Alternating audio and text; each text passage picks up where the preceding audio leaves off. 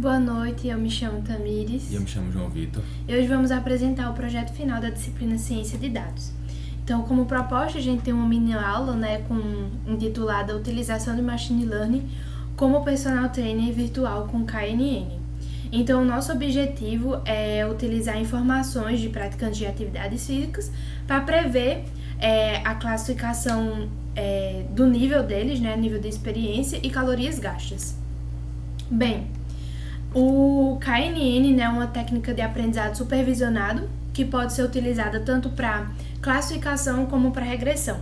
Então, a ideia principal dele é utilizar exemplos semelhantes que resultam em resultados semelhantes. Então, quando a gente testa o algoritmo, ele pega aquele dado, pega um exemplo semelhante e nos retorna um resultado semelhante.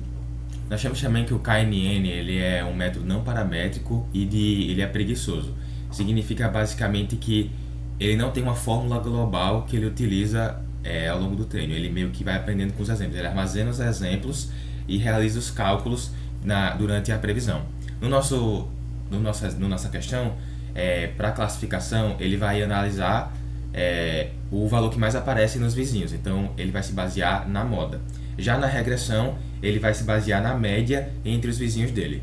Um cálculo também muito importante para o KNN é a questão da distância, que o nosso vai ser utilizado a distância euclidiana, que basicamente ele vai pegar a distância entre dois pontos baseado nas variáveis que a gente colocar e a distância entre eles, em que quanto mais próximo, mais parecidos são os exemplos. E também a gente tem a distância de Manhattan como exemplo, e outro ponto importante a ser destacado é que o K que a gente escolheu é de extrema importância, porque o K baixo acaba sendo sensitivo a ruídos e um K alto acaba generalizando demais o modelo.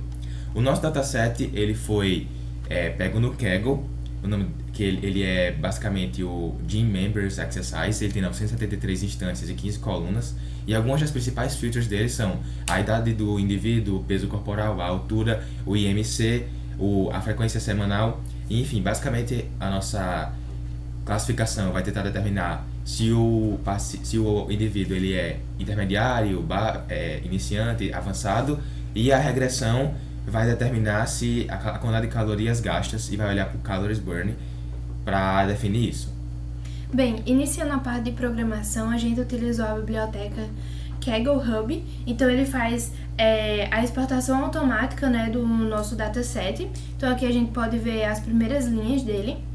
Então, partindo para a parte de preparação de dados, antes de a gente fazer qualquer coisa, divisão de treino e teste, padronização, normalização, é importante a gente entender o dado. Então, devido a isso, a gente faz um df.info, e a gente descobre que dentre as nossas 15 features, 13 delas são numéricas e 2 são categóricas, sendo elas o gender e o workout type. Outra coisa importante que a gente faz é um df.describe, para entender um pouco mais, e a partir disso a gente vê que alguns exemplos, frequência cardíaca, a média delas é maior do que o máximo de frequência cardíaca, e isso é uma inconsistência muito grande. Então a gente analisa isso direito e observa que tem 23 linhas inconsistentes, e a gente realiza essa remoção, porque é algo que não é atrativo para a nossa análise. Depois disso, a gente verifica se tem algum valor nulo. Não tem nenhum, então nenhuma ação é necessária. Depois disso, é importante a gente analisar nossas variáveis alvos. Então, a primeira delas, a gente analisa a variável alvo da classificação, que é o Experience Level. E a partir do nosso gráfico, a gente observa um leve desbalanceamento, principalmente pelo nível avançado. Logo após, a gente tem também a variável alvo da regressão, que é o Calories Burn. Então, a gente observa aí uma concentração entre 700 e 1100 do nosso dado.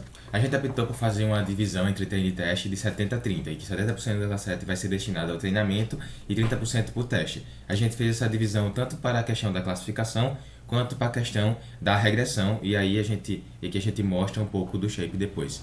Dentro de classificação, a gente fez um drop nas variáveis Experience Level, que é justamente a nossa variável alvo, e Calories Burn, que pode acabar influenciando o modelo, que ele também é a variável de alvo da regressão, e ele pode acabar influenciando na classificação do modelo. O dataset ele pode ficar dependente da quantidade de calorias para determinar o nível de experiência do usuário.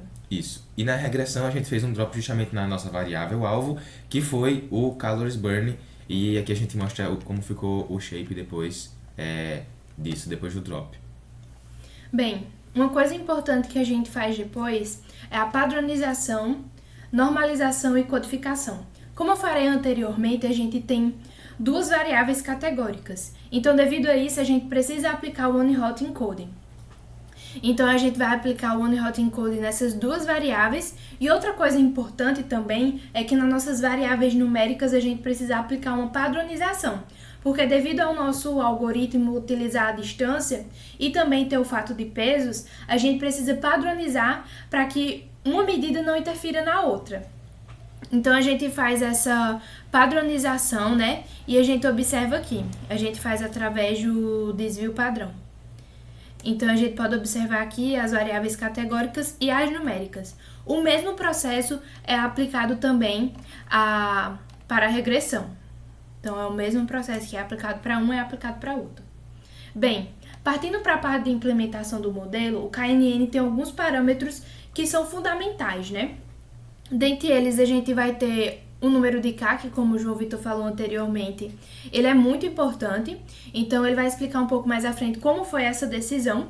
Então, entre os números de K, 15 e 6, que é o da classificação e da regressão, a gente tem que o nosso algoritmo ele vai analisar entre os 15 ou 6 vizinhos para tomar uma decisão, tanto para a classificação quanto para a regressão. O weights é uniforme, então,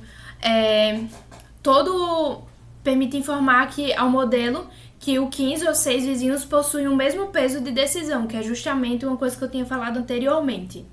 E a métrica de Minkowski define a métrica utilizada para calcular a distância entre as amostras, e o P igual a 2 faz com que a distância de Minkowski seja equivalente à distância euclidiana, que é a distância que a gente deseja utilizar no nosso algoritmo.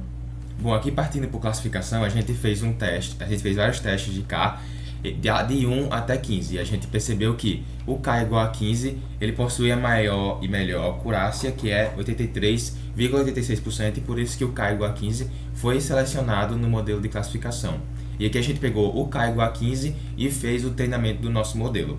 A gente fez a mesma coisa para a regressão, a gente analisou o K de 1 até 15 para justamente tomar a decisão de qual é o melhor K. E aí agora a gente analisa métricas diferentes. A gente analisa o MAE, o RMSE e o R ao quadrado, e a gente chegou à conclusão que o K igual a 6 é o melhor a ser testado no nosso treino. E aqui a gente justamente selecionou o K igual a 6 e fez o treinamento do modelo. Bem, partindo para a avaliação do nosso modelo, né, a gente tem que a acurácia ela não é suficiente para determinar se aquele modelo foi bom ou não. Devido ao desbalanceamento, principalmente do nível avançado, é interessante a gente utilizar métricas como a precisão, o recall e o F1. O F1 é a média entre a precisão e o recall. Então, a partir do nosso com os nossos dados de teste, a gente pode obter as métricas de 83,86%, mais ou menos 87% de acurácia, 86% de recall e 86,24% de F1. Aqui a gente também tem a nossa matriz de confusão, que a gente vai poder ver os nossos falsos positivos, falsos negativos, e a gente observa aqui que para o nível avançado a gente teve um bom desempenho, mas para os níveis intermediários e iniciante, a gente teve aí um pouco de erro, e isso pode se dever ao fato de que eles existem alguma semelhança quanto às suas entradas, e isso faz com que o modelo se confunda um pouco. Para uma validação melhor assim do nosso modelo, a gente utilizou o baseline, né? Que é o modelo mais simples que tem, utilizando a classe predominante, e a partir dos resultados a gente vê que o nosso modelo foi satisfatório, né, tendo uma diferença aí bem considerável. Já no modelo de regressão, a gente, com o K igual a 6, a gente obteve também resultados satisfatórios. A gente teve um erro médio absoluto de 87,11, então o modelo acabou errando até ali 87 calorias. O RMSE a gente usou justamente para penalizar os erros maiores. E também a gente teve o R ao quadrado, que foi 84,7%. Bem, a gente também faz aqui, né, a regressão KNN, que é os valores reais vezes os preditos. Então, o ideal, né, é que ele esteja perto dessa linha aqui tracejada vermelha. Então, quanto mais próxima, melhor. E, além disso, a gente pode observar um comportamento linear, né, do nosso dado diante disso aqui. E aqui a gente tem a distribuição dos resíduos, que vai ser o real menos o predito. E a gente vê uma certa concentração aqui perto de zero desses valores. E a gente fez o mesmo processo do baseline, né, para confirmar aqui que o nosso modelo teve um bom desempenho. Então, a gente analisa essas mesmas métricas que a gente, com base no nosso dataset, definiu. E é isso. Partimos para discussões. Dentre as situações em que a técnica pode funcionar melhor, ela tem quando os exemplos, eles podem... Um exemplo novo, ao analisar exemplos parecidos, ele consegue ter um desempenho satisfatório. Então, é justamente bom quando os exemplos possuem características semelhantes e conseguem apresentar resultados semelhantes. Ele tem grande dificuldade, principalmente para outliers, e a questão dos hiperparâmetros e pré-processamento, ele é muito sensível, justamente por isso que a gente fez o one-hot encoding. E como possíveis melhorias e trabalhos futuros, a gente poderia testar com outras técnicas para comparar os resultados, usar outras distâncias como a de Manhattan e, enfim, poderíamos testar e aplicar esse modelo para outros datasets, por exemplo. Como conclusão, a gente tem que os nossos resultados foram satisfatórios, já que a gente obteve no nosso classificação 83,86% de acurácia. E para a nossa regressão, a gente obteve aí para o R ao quadrado 84,7%. Bem, uma parte extra que a gente fez também no nosso trabalho foi analisar implementar, né, o Lazy Predict para analisar o nosso projeto, né, o nosso dataset com outros modelos. Então, diante disso aqui, a gente obteve aí como os melhores modelos aí Randall Forest e Gaussian NB. Bem, essas foram as nossas referências e muito obrigado pela atenção. Obrigado.